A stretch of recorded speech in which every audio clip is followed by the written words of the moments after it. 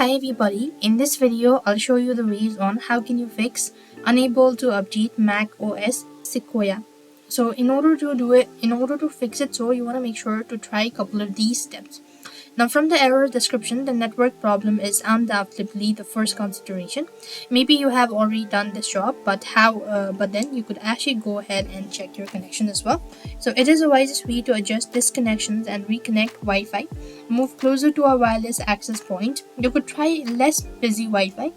Power off and then restart your router. That could also be able to help you out.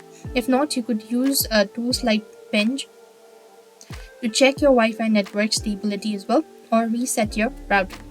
If this does not work, you could actually reboot your Mac in a quickest way to fix the field to fix this issue. So for that, what you want to do is you simply want to hold on, and once you actually done it, so sometimes the temporary system bug result fault.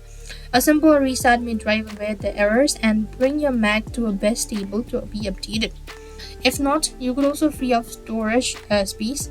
So in some cases, it might be due to the storage as well. You could try actually disabling that, or you could try deleting some of the storage as well.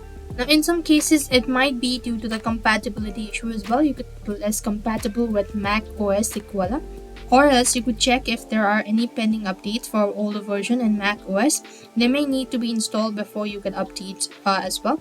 Or else you could also restart your Mac and hold down the Command plus R until you see the Apple logo.